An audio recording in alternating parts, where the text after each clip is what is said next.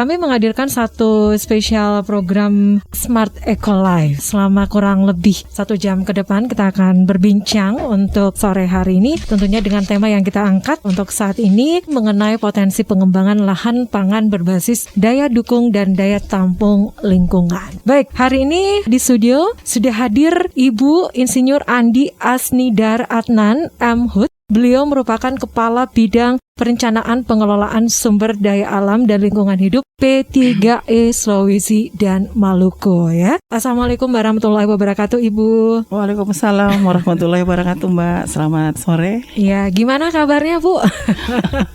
Alhamdulillah sehat-sehat ya kita semua. Oke, semoga hari ini juga ya untuk Anda yang mendengarkan kami ini bisa menambah insight Anda mengenai lingkungan hidup ya. Dan untuk hari ini, untuk temanya ini kita sebutkan ya. Mungkin dari Smart Listeners ini ingin mengetahui ya untuk potensi pengembangan lahan pangan berbasis daya dukung dan daya tampung lingkungan ya. Ini pentingnya untuk tema ini kita angkat untuk hari ini. Terima kasih Mbak. Jadi begini kan dalam tuntutan nasional dan kehidupan masyarakat Indonesia kan ada 2 hal yang tidak pernah terlepas dalam perencanaan strategi, yaitu ketahanan pangan dan ketahanan air. Jadi ada 2 yang harus dipertahankan dalam perencanaan pembangunan nasional.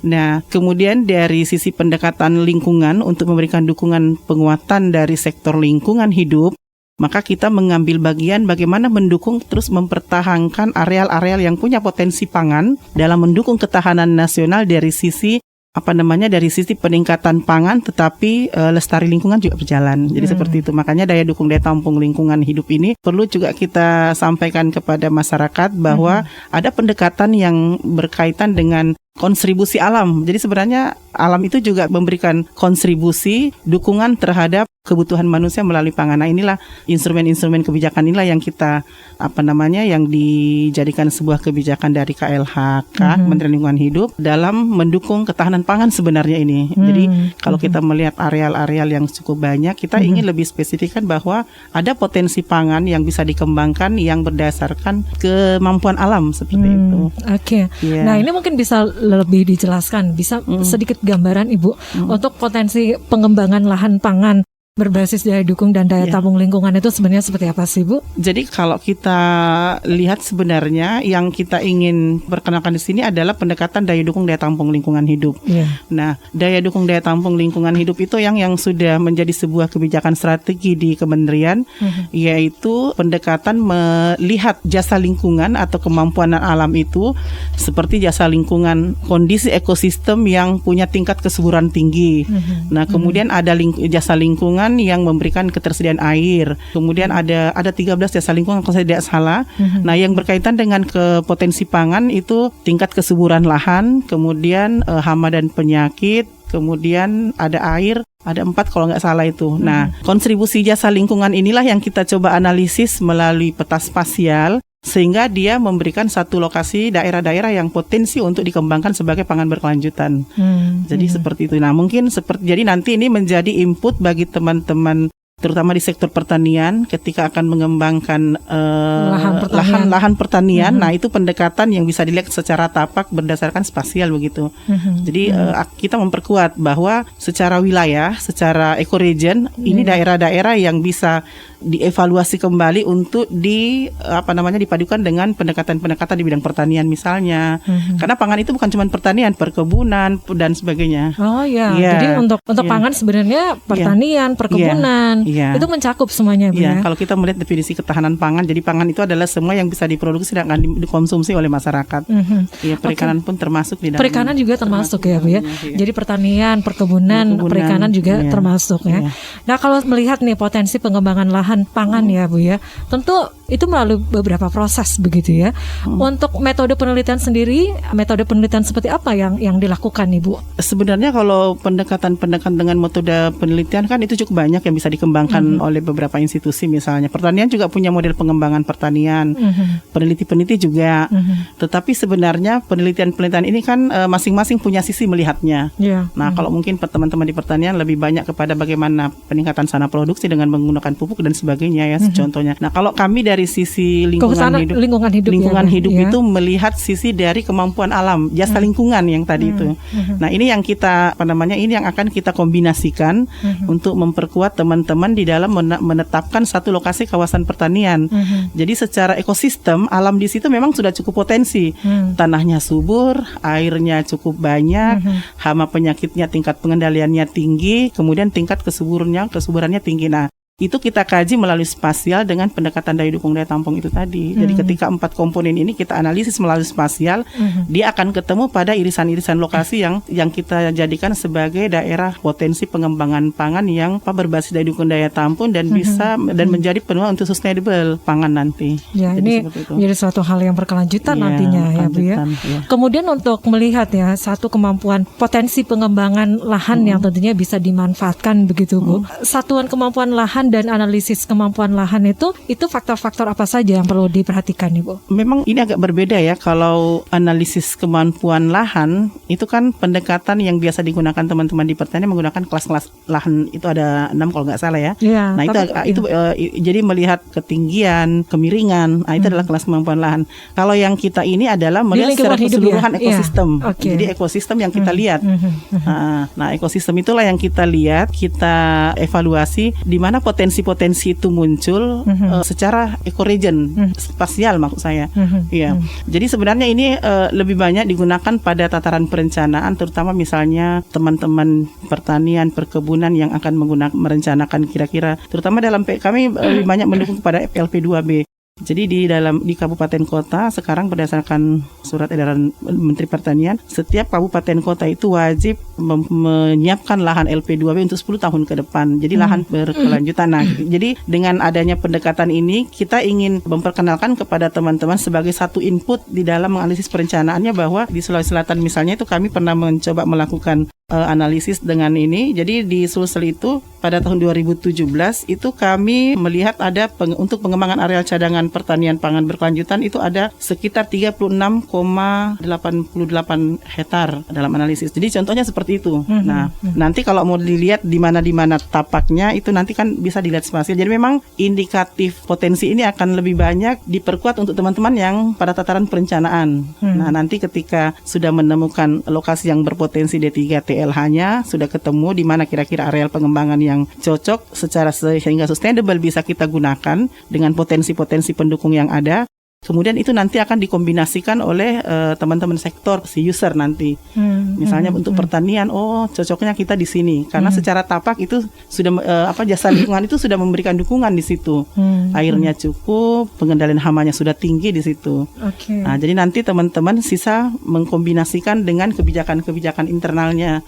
Seperti pertanian nanti di sini cocok, berarti bagaimana meningkatkan, mungkin harus ada pupuknya lagi kalau ingin menambah dan sebagainya. Jadi memang ini lebih banyak kepada permainan tataran spasial untuk perencanaan.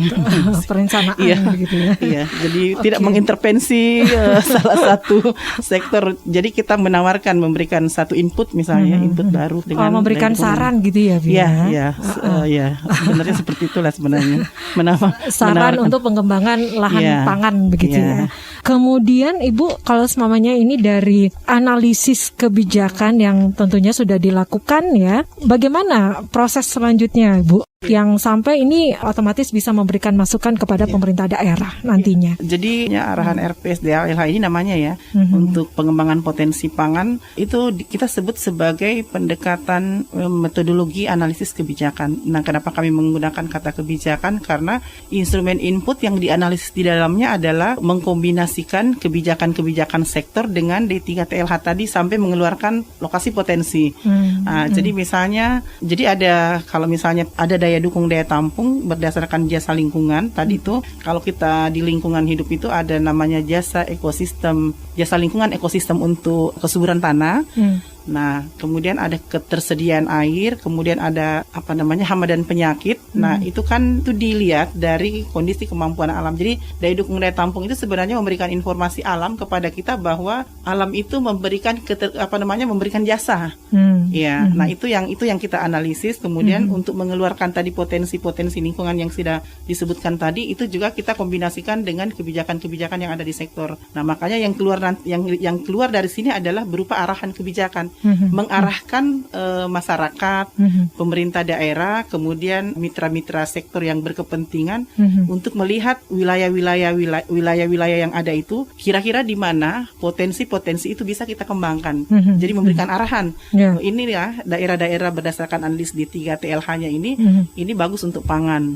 Kalaupun sebenarnya secara aktual itu bukan pertanian, mungkin tanah kering di situ. Seperti itu. Jadi wajahnya mungkin aktualnya masih sebuah lahan terbuka, bukan sawah, bukan perkebunan, tapi berdasarkan analisis daya dukung daya tampung, ketersediaan kemampuan alamnya di situ, dia potensi untuk dikembangkan. Ibu, kalau ada yang mengatakan juga untuk dikelola menjadi suatu lahan pangan begitu, itu ada juga yang mengatakan untuk lahan atau tanah kering ya, atau ada juga yang biasa mengatakan bahwa untuk lahan misalnya untuk empang begitu, apakah bisa dimanfaatkan juga Ibu atau bagaimana? Kalau lahan empang itu kan pemanfaatannya sudah jelas dia.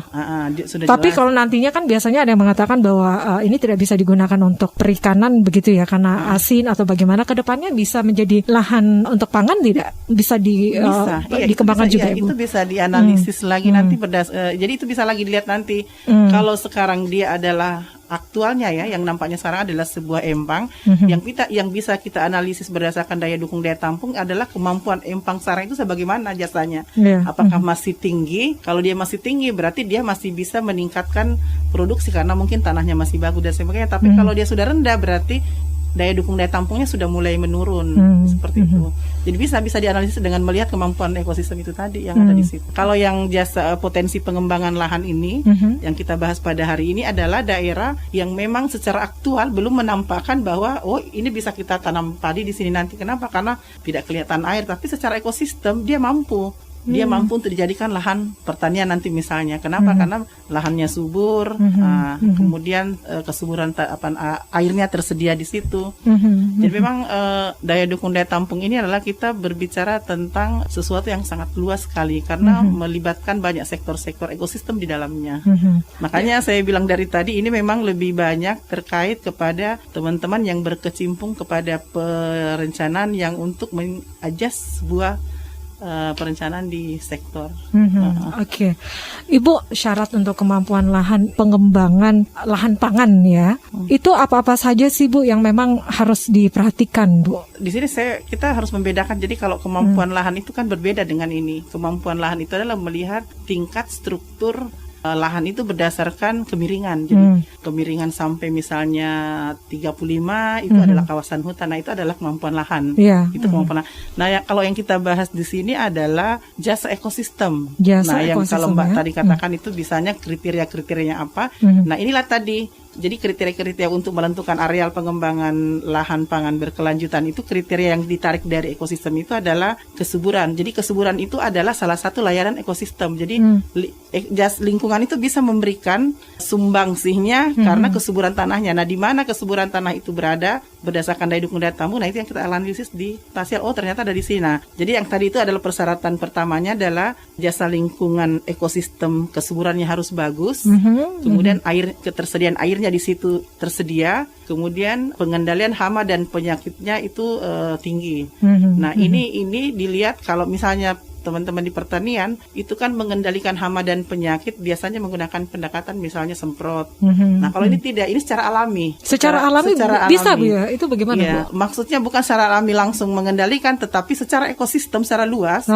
Kalau misalnya di sini digunakan dijadikan lahan pertanian misalnya, maka ekosistemnya di situ cukup bagus. Nah, kenapa salah satu ciri misalnya pengendalian hama dan penyakit itu kan sangat berkaitan dengan tutupan hutan misalnya. ya. Ya, jadi memang ini kalau masyarakat kita kan masih membingungkan ini daya dukung daya tampung lingkungan seperti atau memang dia akan lebih banyak, kita banyak bermainnya di spasial. Jadi untuk melihatnya lokasinya di mana, kemudian area-area analisisnya seperti apa. Nah, itu memang hanya ke spasial. Makanya kami banyak pendekatannya ini Mbak ke daerah-daerah, kami menajamkan lagi ke daerah. Jadi ketika dia keluar sebagai sebuah kebijakan nasional dengan skala 250, kami ke daerah-daerah untuk lebih mendetailkan. Kenapa? Karena ada dua kebijakan yang bisa dimasukkan ke dalamnya. Satu adalah ketika penyusunan RPPLH. Oh, begitu. Jadi ya. Ada penyusunan RPPLH. Jadi di dalam penyusunan rencana perlindungan dan pengelolaan lingkungan hidup yang wajib bagi kabupaten, kota, dan provinsi di seluruh Indonesia, maka ada dua yang tidak boleh dihilangkan dalamnya adalah ketahanan pangan dan ketahanan air. Ketahanan pangan dan ketahanan air. Ya. Nah, potensi inilah yang kita gambaran-gambaran potensi pangan inilah yang kita jelaskan ke teman-teman di sana supaya di dalam RPPLH itu bisa dipetakan sebagai sebuah isu yang harus dipertahankan dalam dokumennya nanti dan menjadi perda. Yang kedua adalah perintah pemerintah untuk setiap kabupaten kota itu menyiapkan LP2B, lahan pangan berkelanjutan untuk 10 tahun ke depan. Menyiapkan lahan? Iya, LP2B. Jadi LP2B, lahan pangan berkelanjutan itu ada di kebijakan institusi pertanian. Nah, ini kami mendukung bahwa bagaimana sebuah kabupaten kota itu bisa sudah menyiapkan lahan cadangan. Jadi pencadangan lahan pertanian untuk 10 tahun ke depan dalam rangka ketahanan pangan. Nah, kami memberikan kontribusi input melalui potensi ini. Ini loh Pak, untuk Kabupaten Pangkep misalnya, saya kemarin di Pangkep, besok di Bantai. Ibu dari beberapa daerah yang sudah dikunjungi begitu ya Bu ya. Ini bagaimana Bu pengalamannya atau bagian ini bisa di-share juga ya? Iya, jadi kalau dengan teman-teman daerah sebenarnya sih cukup respon. Kenapa? Terutama dengan teman-teman pertanian. Kenapa? Karena itu menambah satu input baru lagi ketika akan ada pengembangan wilayah-wilayah baru. Ya, jadi itu cukup menarik bagi teman-teman. Nah, untuk intervensi nanti itu sudah kewenangan sektor. Misalnya nanti di sini akan dicetak sawah. Nah, itu sudah masuk kepada kewenangan sektor. Kami hanya memberikan input informasi bahwa ini loh di Kabupaten Pangkep ini misalnya daerah-daerah yang potensi bisa Bapak kembangkan sebagai pangan. Nah, selesai sudah nanti mengintervensinya pangan apa ke pertanian perkebunan itu sudah kewenangan daerah. Oke, jadi ini memberikan saran gitu ya? Arahan pengendalian. Ya. Arahan pengendalian, sarannya seperti apa? Jadi gitu arahan pengendalian artinya mengendalikan pembangunan itu tidak salah memilih lingkungan yang benar, bahwa ternyata pertanian lingkungannya cocoknya di sini. Jadi makanya di sini namanya dokumen arahan pengendalian pembangunan. Oke. Pada saat melakukan analisis, Pak Bu tadi seperti metode analisis kebijakan ya. Kemudian sampai pada saat memberikan saran begitu ya. Untuk tantangan di lapangan itu seperti apa sih Bu? Kalau tantangan di lapangan itu saya lihat informasi yang kita sampaikan ini kan belum bisa diterima sebagai sebuah input yang langsung bisa dimanfaatkan kan. Karena kenapa? Ini adalah input dari kementerian yang berkaitan dengan masalah lingkungan. Teman-teman kemudian kita berbicara masalah pangan. Pangan kan punya sektor kebijakan juga. Nah, saya lihat itu yang masih harus diupayakan adalah mengkombinasikan ini. Tapi karena kita tadi awalnya mengatakan bahwa merupakan input. Jadi merupakan input dengan pendekatan daya dukung daya tampung lingkungan. Nah, yang kedua saya lihat masih memang kita sangat mengharapkan ada pendetailan. Jadi karena ini adalah skala kebijakan secara nasional masih skalanya 250, itu memang masih sangat sulit langsung diterapkan ke daerah, karena kalau di daerah kan itu sudah skalanya kan harus sudah lebih detail kan, sudah harus nampak sawah di situ kan. Nah, kalau kami kan masih berupa peta-peta spasial itu. Nah, sehingga memang kami masih melakukan sosialisasi, edukasi gitu ya. Ya, tapi sebenarnya itu sudah memberikan satu input baru bagi teman-teman. Tapi ada juga yang saya lihat yang memang mungkin karena spasialnya sudah bagus di situ kan, jadi bisa cepat respon dan bisa langsung meminta datanya ke kita kan, data pivotnya bisa dikembangkan ya, silahkan. Tapi saya kira sih pada prinsipnya teman-teman respons di kabupaten, besok kami di Bantaeng, besok di Bulukumba besok. Wah, ini beda-beda terus ya. Kemarin di Pangkep. Karena tujuannya kita itu adalah bagaimana mendukung ketahanan pangan secara nasional melalui pendekatan D3TLH tadi ini. Oke. Kalau di Makassar sendiri, Ibu, potensi pengembangannya kira-kira seperti apa, Ibu? Masih adakah harus bergeser ke kabupaten lainnya atau bagaimana, Ibu? Iya. Jadi sebenarnya kalau kita melihat Makassar secara aktual, untuk lokasi-lokasi pencadangan itu memang sudah semakin kecil. Kenapa? Karena laju pembangunan itu cukup padat. Ya, seperti jadi memang Makassar itu memang kemarin kita tidak menyarankan lagi bukan tidak disarankan lagi, tetapi memang potensi pengembangan lahannya itu sudah cukup kecil. Kemudian kan tekanan-tekanan pembangunan itu akan lebih cepat. Nah, sehingga kita berharap di sini dengan adanya ada klaster-klaster kabupaten yang namanya daerah ketahanan pangan atau swasembada pangan untuk sosial, kan ada seperti Bosowasi Pilu, Bone Sopeng Wajo. Itu nanti kita sangat berharap kemarin dengan adanya ini oleh Pak Gubernur, ada daerah-daerah kabupaten yang sekarang ini sudah punya secara alami punya potensi. Nah, itu yang dipertahankan. Nah, kalau katanya di luar negeri itu kan ada yang namanya jadi lahan yang ada itu disewa oleh pemerintah karena potensinya tinggi, maka dia tidak boleh alih fungsi. Nah, kalau kita kan misalnya punya sawah potensinya tinggi, nah si yang punya kan masyarakat bisa saja dia jual karena kebutuhan, saya jual. Tetapi kalau seperti di Jepang itu kan tidak boleh alih fungsi, Bu, ya. Kalau kan hak milik. Nah, salah satu yang kita bisa kalau melihat model-model yang ada di luar. Nah, pengembangan lahannya itu mempertahankan daerah-daerah yang milik masyarakat itu ya mungkin pemerintah sistem sewa. Jadi hasilnya saya sewa kau punya lahan. Karena kepentingannya adalah mempertahankan daerah yang potensi ini. Nah, karena itu milik masyarakat kan, kalau milik pemerintah tidak ada masalah. Karena ini milik masyarakat sehingga jangan dirubah. Karena ini potensinya cukup tinggi untuk mendukung ketahanan pangan di negaranya sehingga disewalah lahan itu oleh pemerintah. Nah, jadi si masyarakat tanpa mengalih fungsi lahan ini dia sudah bisa dapat pendapatan dari situ. Nah, kalau realitanya sekarang kalau di Indonesia sendiri, khususnya di sini, Bu, bagaimana, Bu? Kalau kemarin saya diskusi dengan teman-teman di pertanian itu yang belum kita ketemukan model itu, sehingga kan jadi yang diharapkan sebenarnya ketika informasi potensi pangan ini kita sudah temukan, nah kita kan 90%, 90%, 90% lahan sawah misalnya ya, pertanian itu kan milik masyarakat. Kita tidak bisa mengintervensi mereka kalau dia mau jual. Kalau dia mau jual, mau dialih fungsikan begitu ya. Jadi ketika dia mau jual, padahal berdasarkan jasa lingkungan dia bagus di situ untuk pertanian, kita nggak bisa apa. Nah, kecuali nanti kalau pemerintah punya kebijakan bagaimana metode atau teknis untuk mempertahankan ini, mungkin salah satunya tadi.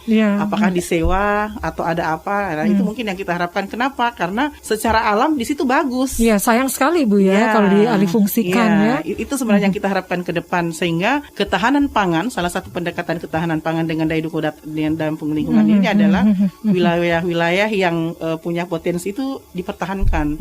Jadi makanya mengapa kami mengatakan bahwa potensi pengembangan. Jadi artinya dia sekarang belum aktualnya, belum wajahnya sawah, tapi potensi untuk dikembangkan ke depan sebagai lahan pertanian misalnya. Jadi kami menggunakan istilah potensi pangan berkelanjutan. Ya, jadi dia punya potensi, dia punya bakat misalnya. Kalau manusia punya bakat, itu bisa digunakan nanti ke depan. Bisa diasah gitu, Bu, ya.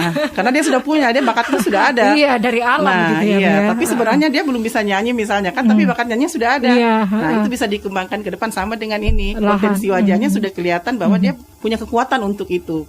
Nah, sekarang itu akan ada namanya pencadangan. Nah, dicadangkan, disimpan untuk ke depan. Nah, sekarang yang menjadi masalah bagaimana caranya itu tidak dialih fungsikan kalau itu milik masyarakat. Nah, ini sementara saya diskusi dengan teman-teman kabupaten belum ada solusi kebijakan dari pemerintah ya. Bu, itu juga memang harus nanti ada aturan khusus ya. Iya, mudah-mudahan nanti ada satu solusi. Jadi bagaimana di Indonesia atau di daerah-daerah kita Sulsel ini yang punya potensi pangan, daerah potensi pangan, itu bisa kita pertahankan terus, bisa dipertahankan karena secara alami informasinya di sini bagus. Artinya ada satu upaya yang kita sudah lebih ringan, begitu kan?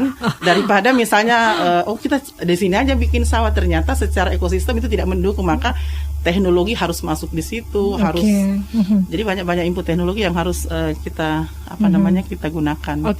Ini apalagi ya dari Menteri Pertanian ya. Ini kan ada target ya, Bu, ya. Kalau semuanya untuk potensi pangan kita, untuk hasil pangan itu bisa ditingkatkan begitu. Nah, kalau di Sulawesi Selatan khususnya untuk daerah-daerah mana saja, Bu, yang kira-kira untuk potensi pangannya itu bisa lebih dikembangkan, Bu, yang dekat-dekat Makassar. Kalau untuk lahan untuk potensi pengembangan lahan pangan itu kan sudah sudah tidak mungkin ya. Nah, kalau kita bergeser nih ke arah Barombong atau ke arah ke sana lagi, Bu. Kalau Makassar sih kemarin kita belum melihat analisis secara detail ya. Tapi yang pernah kita analisis itu, kami pernah pertemuan di Sidrap kemarin itu mempertemukan Bosowa Sipilu.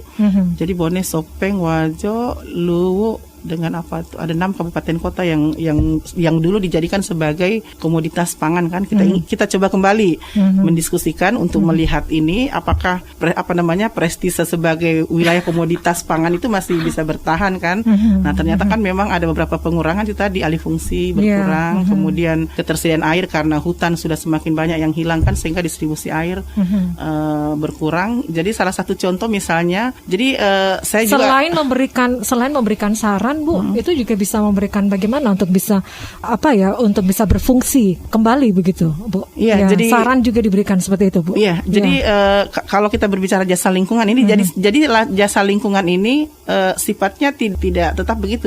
Dia juga bisa berubah, Sebuah kondisi lingkungan yang tadinya ketersediaan airnya bagus seperti Enrekang misalnya, yang memberikan air ke Sidrap untuk pertanian misalnya, itu bisa berubah menjadi rendah karena faktor terganggunya ekosistem yang lain.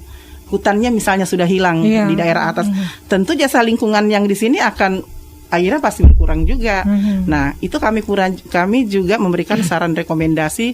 Jadi satu adalah bagaimana memanfaatkan potensi jasa lingkungan untuk kebutuhan sektor misalnya pertanian dalam rangka kebutuhan manusia kan.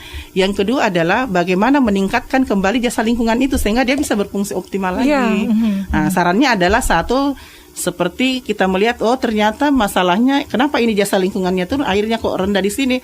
Ternyata pengaruh karena tutupan vegetasi di sekitar itu sudah berkurang. Nah, kita menyarankan lagi, arahannya adalah setelah kita lihat secara spasial, berarti harus ada penambahan tutupan sebesar 30% di kawasan hutan. Nah, itulah yang menjadi program pemerintah. Nah, kalau itu ada, maka satu berkaitan dengan banjir, longsor. Karena ini kan kita berbicara kemampuan alam nih, jasa lingkungan yang kita ajak bicara nih ceritanya. Betul. Bukan teknologi. Bukan teknologi, Bu. Makanya saya sumber daya makanya alam. Saya sangat tertarik itu dengan ada salah satu direktur kita di Jakarta, dia selalu mengatakan bahwa sampai saat ini belum ada teknologi yang bisa menggantikan fungsi kawasan hutan. Jadi semua bersumber dari sana kan. Bagaimanapun canggihnya. Jadi jasa lingkungan itu bukan sesuatu yang dia tetap dinamis. Jadi kalau misalnya faktor di sekitarnya sudah tidak memberikan dukungan lagi, maka dia akan turun. Yang tadinya menyiapkan air banyak karena hutan di sana sudah berkurang dan sebagainya, dia akan hilang. Nah, sekarang kita mengarahkan bagaimana meningkatkan kembali jasa lingkungan itu sehingga dia bisa memberikan kemampuannya untuk melayani kita, maka perbaikilah kawasan hutan. Nah, itu kita analisis semua di spasial. Jadi memang kita sih bermain di makanya kalau suruh lihat yang di sana-sana kami nggak bisa mengintervensi itu. Seperti Mbak tadi bagaimana di Makassar itu butuh studi analisis tertentu itu. Apalagi dengan harus melihat pola ruangnya lain kan. Jadi yang jelas kami bermain di atas permukaan untuk melihat secara luas gitu. Jadi untuk bisa atau tidaknya itu perlu analisis lebih lanjut gitu ya. Nah, itu nanti masuk dalam skala pemanfaatan kan, si user punya mengintervensi dengan kebijakan bupati dan sebagainya. Untuk closing statement kita mungkin dari Ibu Adi Asnidar ada yang disampaikan untuk Smart Listeners di sore hari ini, silakan Ibu. Saya sangat senang sekali karena kolaborasi kita dengan teman-teman pendengar masyarakat itu bisa memahami D3 daya dukung itu semacam binatang apa sih dalam lingkungan itu kan. Ternyata saya juga awalnya seperti itu, jasa lingkungan itu jadi ternyata lingkungan itu punya jasa juga ya terhadap kita, dia memberikan bantuan ke kita melalui proses-proses alami seperti itu. Jadi ketika kita tidak bisa menjaga ekosistem itu, maka dia akan menjadi musuh bagi kita. Tapi ketika kita bisa menjaga, maka dia akan memberikan suplai dalam kehidupan kita, air, tanah. Nah, jadi kalau kita telusuri itu jasa lingkungan itu ternyata dia adalah sebuah ekosistem, tetapi ketika kita berbaik kepadanya, maka dia akan juga memberikan kontribusi kepada kita. Ya, contohnya jangan menebang pohon. Hal-hal yang simpel gitu ya di kehidupan kita sehari-hari ya. Jadi dia secara alami juga akan memberikan dukungan kepada kebutuhan kita kan. Jadi kita berharap ya bahwa terutama dengan bahasan kita pada hari ini bahwa saya senang akhirnya mungkin teman-teman pendengar, oh ternyata daya dukung daya tampung lingkungan hidup seperti itu ya. Jadi alam itu bukan sesuatu yang harus kita yang abaikan, tidak. Dia adalah teman kita karena dia akan memberikan itu tadi. Kalau kita perlakukan dengan bijak, begitu manfaat yang kita dapatkan juga besar gitu. Jadi secara alami dia juga akan memberikan layanan kepada kita. Itulah tadi layanan ekosistem namanya yang kami dekatkan kepada daya dukung daya tampung lingkungan hidup. Asik sekali ya diskusi kita, dan insya Allah untuk minggu depan kita lanjut lagi tentunya dengan tema ataupun pembahasan yang berbeda, Ibu ya. Terima kasih sekali lagi untuk Ibu Andi, Insinyur Andi Asnidar Adnan M. Hud. Beliau merupakan Kepala Bidang Perencanaan Pengelolaan Sumber Daya Alam dan Lingkungan Hidup P3E Sulawesi dan Maluku. Apa yang kita diskusikan untuk hari ini mempunyai manfaat, menambah insight kita untuk kehidupan selanjutnya. Akhirnya dari lantai 3 Gedung Tribun Timur Makassar, saya Mirza Arianti Muhammad. Assalamualaikum warahmatullahi wabarakatuh.